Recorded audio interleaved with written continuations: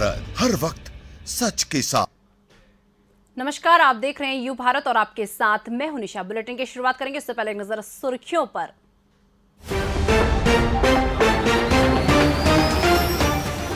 BJP ने प्रियंका गांधी के viral video को बताया नौटंकी। कांग्रेस शासित राज्यों में राजनीति करने की दी सलाह। मध्य प्रदेश में लागू हुई भू स्वामित्व योजना, गरीब बेघरों को बांटे गए सरकारी जमीन के पट्टे। खंडवा में कांग्रेस प्रत्याशी को जीत का भरोसा, जलवंत समस्याओं को चुनावी मुद्दा बनाने पर जोर। शराबी पिता की करतूत, निवस्त्र होकर नाबालिग बेटी के सामने पी शराब, फिर की छेड़छाड़। शुरू हो गई दशहरे की तैयारियां, बनने लगे रावण, कुंभकर्ण और मेघनाथ के पुतले।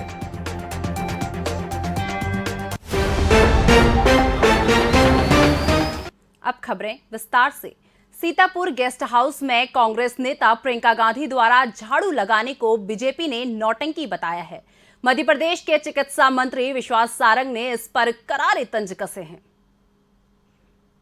चिकित्सा मंत्री ने प्रियंका गांधी द्वारा झाड़ू लगाते हुए वायरल वीडियो को कांग्रेसी नौटंकी करार दिया है।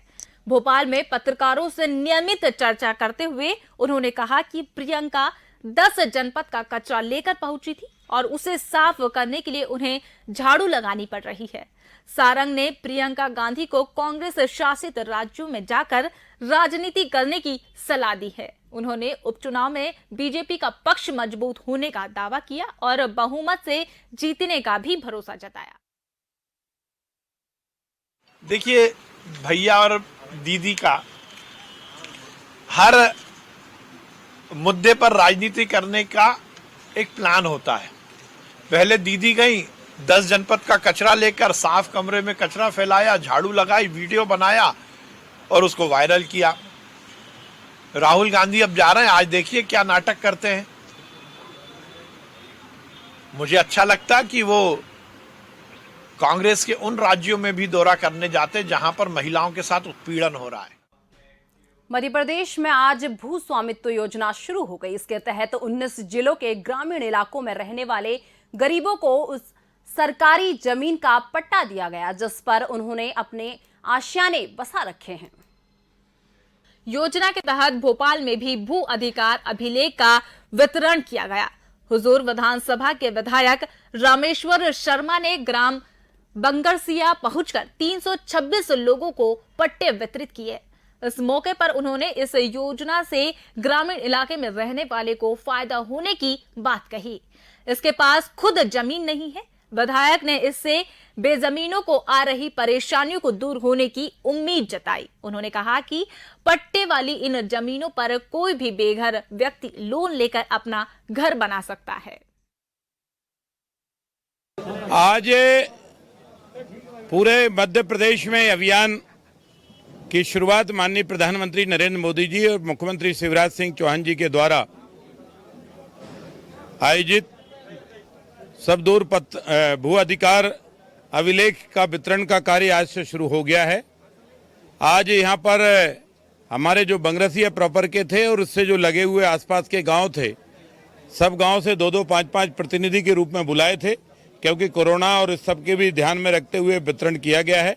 आगामी कार्यक्रम पंचायत स्तर पर हर पंचायत में नागरिक को उसके घर जाकर अधिकार पत्र देने की तैयारी हमारी है।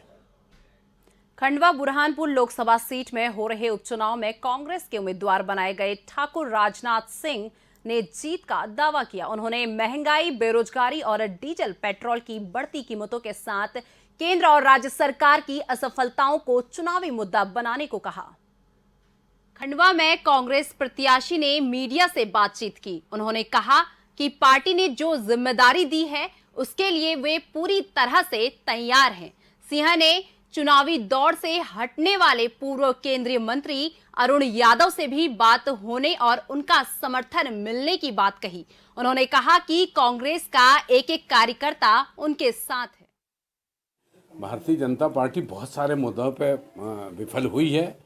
उसमें सबसे पहला मुद्दा महंगाई, किसानों का मुद्दा, बेरोजगारी, डीजल पेट्रोल, सारी चीज़ें जो है वो बेकाबू है, और वो सब तमाम चीज़ों का जो है भारतीय जनता पार्टी की जो विफलता है उसका जवाब खंडवा लोकसभा का मतदाता देगा, और ये कांग्रेस बहुत मजबूती से चुनाव जीतेगी। यहाँ कार्यकर्ता बहुत यूनाइट।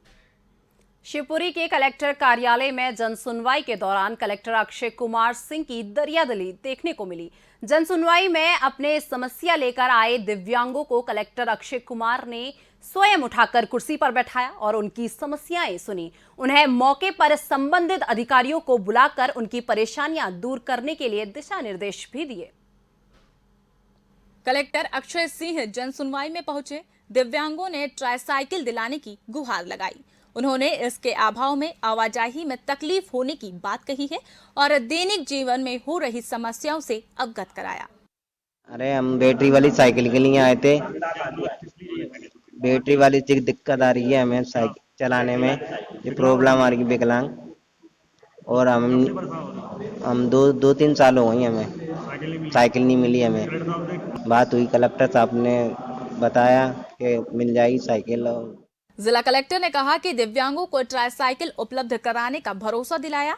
उन्होंने इसको लेकर संबंधित अधिकारियों को निर्देश भी दिए हैं। उन्होंने दिव्यांगों को आ रही अन्य समस्याओं को हल करने के लिए हर संभव प्रयास किया है।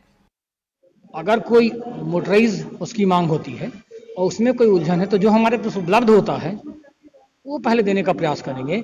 बहुत समय तक रोके रखने के बजाय अगर पात्रता बनती है तो जो उपलब्ध है वो जल्दी देने की कोशिश। जन सुनवाई में अपनी समस्या लेकर पहुंचे फुटबॉल के खिलाड़ी कुछ बच्चे घबरा गए।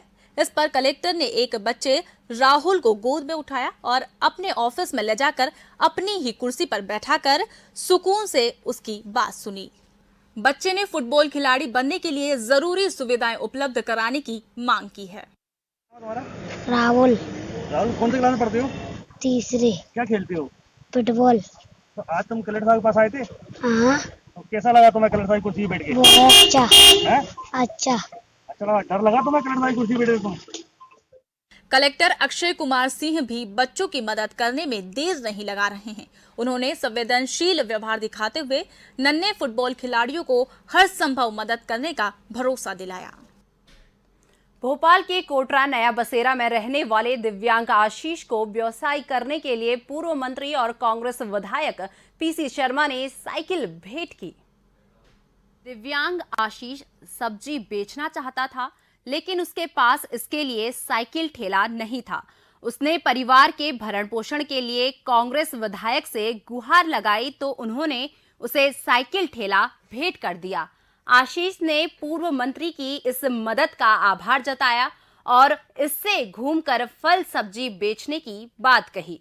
इस मौके पर पूर्व मंत्री ने कहा कि कांग्रेस ऐसे लोगों की मदद करती रहती है और हमेशा करती रहेगी। एक विकलांग है जो फल और सब्जी बेचता है, तो आज उसको हमने एक साइकिल रिक्शा दिया है जिसमें सामान रख के वो घूम के बेच सकता है और उसके बच्चों को, परिवार को पाल सकता है। तो वो हमने आज दिया है और ऐसे जो भी नीडी लोग होते हैं उनकी मदद लगातार करते रहेंगे।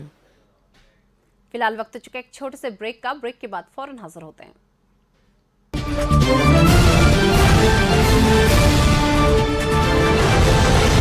हम हैं यू भारत, हर वक्त सच के साथ, सनसनी नहीं सिर्फ सरोकार, विश्वसनीयता के साथ सटीक खबरें, हर मुद्दे की पड़ताल, हर मुद्दे पर नजर, चप्पे चप्पे की खबर,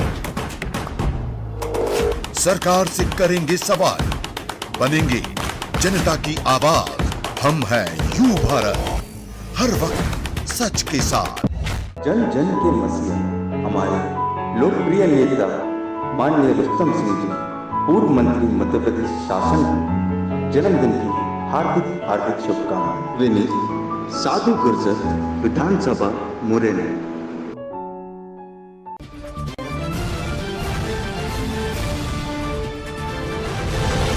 हम हैं यू भारत, हर वक्त सच के साथ। ब्रेक के बाद एक बार फिर से आपका स्वागत है। रुक करते हैं अन्य खबरों का। नौगांव में इस महीने पड़ रहे त्योहारों पर अमन, चैन और सौहार्द कायम रखने के लिए नगर शांति समिति की बैठक आयोजित की गई। बैठक में इस संबंध में शासन द्वारा जारी निर्देश पर अमल करने को लेकर चर्चा की गई। नौगांव पुलिस थाने में नगर एसडीएम विनय की अध्यक्षता में शांति समिति की बैठक हुई। इसमें एसडीओपी कमल जैन, टीआई अभिषेक चौबे, नायब तहसीलदार झाम सिंह सहित वरिष्ठ अधिकारी और समिति सदस्य शामिल हुए। बैठक में तय किया गया कि इस महीने में होने वाले पर्वों पर शासकीय गाइडलाइन का पालन किया जाएगा। बैठक में सभी अधिकारियों और समिति सदस्यों के नागरिकों को इसके लिए जागरूक कराने की जिम्मेदारी सौंपी गई है, ताकि त्योहारों के दौरान सांप्रदायिक संभावना बन सके। भोपाल की गांधीनगर पुलिस ने एक महिला को आत्महत्या करने के लिए मजबूर करने के आरोपी में 3 लोगों पर मामला दर्ज किया है। अभी किसी भी आरोपी की गिरफ्तारी नहीं हुई है। जांच पूरी होते ही उन्हें गिरफ्तार कर लिया जाएगा। 2 अक्टूबर को चंदा सबनानी ने घासलेट डालकर खुद को आग लगा ली। मृतिका ने मरने से पहले पड़ोसी पर मारपीट और प्रताड़ित करने का आरोप लगाया था। राजधानी के गांधीनगर इलाके में शिवाजी नगर वार्ड में रहने वाली चंदा ने इलाज के दौरान दम तोड़ दिया। मृतिका के मृत्यु के पूर्व दिए गए बयान के आधार पर पुलिस ने जांच की तो उसके पड़ोसी राजू सबनानी, ज्योति सबनानी और अनीता सबनानी को दोषी पाया गया। तीनों के खिलाफ पुलिस ने आत्महत्या के लिए उकसाने और मारपीट का मामला दर्ज करके उन्हें जल्द गिरफ्तार करने की बात कही। एक महिला जो कि जली हालत में अस्पताल में भर्ती हुई और उसकी डेथ हो गई। उस मर्ग जांच पे जब जांच की गई तो पता चला कि जो एक आरोपी गण है उसमें घर में घुस के मारपीट की और उसको प्रताड़ना दी। उसका मकान बन रहा था, वहाँ से पानी गिरता था, कभी ईंट कुछ सामान गिरा, जिस पर से विवाद हुआ। विवाद के दौरान इसने मारपीट करने के साथ साथ प्रताड़ित किया। उसके बाद उसने महिला ने मिट्टी का तेल डाल के सुसाइड कर लिया, जो कि बाद में उसकी डेथ हो गई। भोपाल में 3 महीने पहले हुई चोरी का पुलिस अब तक पता नहीं लगा सकी। इस घटना के सीसीटीवी फुटेज होने के बावजूद चोर को ढूंढने में पुलिस नाकाम रही। राजधानी के कोलार रोड में एक बहुमंजिला इमारत में रहने वाले बुजुर्ग दंपति के घर हुई चोरी का मामला 3 महीने बाद भी अनसुलझा है। पुलिस अभी तक चोरों का सुराग नहीं लगा पाई है, जबकि क्राइम ब्रांच और कोलार पुलिस दोनों मामले की जांच कर रही है। दिन दहाड़े हुई चोरी की घटना के सीसीटीवी फुटेज के आधार पर दंपति ने कुछ लोगों पर संदेह जताया है, लेकिन उन्हें चोरों को पकड़ने के लिए अभी भी दर दर घूमना पड़ रहा है। लगभग 700 ग्राम है, मैंने देखा नाप ये किया, 700 ग्राम की चोरी हुई। बेटी के मेरे जेवरात थे, मेरी पत्नी के भी जेवरात थे। और दिन के करीब 11:40 पे मैं मल्टी में रहता हूँ, मल्टी में चोरी हुई है। मतलब मुझे तो लगता है कि बहुत खतरनाक स्थिति थी। अगर हम में से कोई उस समय आ जाता तो हो सकता था कि हमारे जान को खतरा था, मेरी या मेरी पत्नी को। क्राइम ब्रांच को भी इस कार्य के हेतु एंगेज किया गया।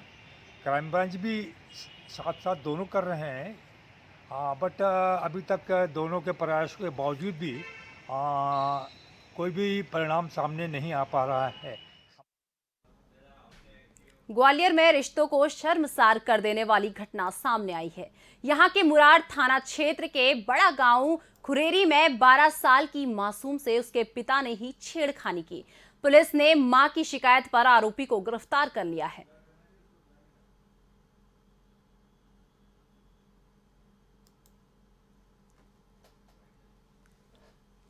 मुरार थाने में कल शाम को एक रिपोर्ट आई थी, जिसमें कि एक बच्ची ने अपनी मां के साथ आकर रिपोर्ट की कि उसका पिता जो है उससे अश्लील हरकतें कर रहा है। इस पे से थाना मुरार में 354 भारतीय दंड विधान और पॉक्सो एक्ट के तहत प्रकरण पंजीबद्ध कर लिया गया है। और जो आरोपी है, जो बच्ची का पिता है, उसे हिरासत में ले लिया गया है। प्रकरण की अब अग्रिम विवेचना की जा रही है। नवरात्रि की तैयारियों के साथ दशहरे की तैयारियां भी शुरू हो गई हैं। भोपाल में सरकार द्वारा कोविड गाइडलाइन के मुताबिक रावण, कुंभकर्ण और मेघनाथ के पुतले बनाए जाने लगे हैं। दशहरे में राजधानी में होने वाले परंपरागत रावण दहन कार्यक्रमों के लिए दर्जन भर स्थानों पर कलाकार पुतले बनाने में जुट गए हैं। सरकार ने बड़े पुतलों के दहन पर रोक लगा रखी है, जिससे कलाकार तय ऊंचाई के ही रावण, कुंभकर्ण और मेघनाथ के पुतले बना रहे हैं। कलाकारों का कहना है कि इस वर्ष बड़े पुतले बनाने का ऑर्डर नहीं मिला है, जिससे उन्हें छोटे पुतले बनाने पड़ रहे हैं। उन्होंने इससे आर्थिक नुकसान होने की दुहाई दी और पुतलों की ऊंचाई बढ़ाने की गुहार लगाई। ये कम से कम साहब 1 महीने से तैयारी चल रहा है। ये अपन 10 फीट से लेके 20 फीट तक का बना देती है। क्या कीमत रहेगी? अरे कीमत तो साहब कुछ नहीं मिलता है, वो तो जे है कि इकट्ठा हो जाता है, बस ज़्यादा तो होता नहीं है, लागत बहुत होती है इसमें। कितने रावण बनाए हैं इस बार आपने? इस बार मैंने 20 रावण बनाए। फिलहाल इस बुलेटिन में बस इतना ही। मुझे दीजिए इजाजत। नमस्कार।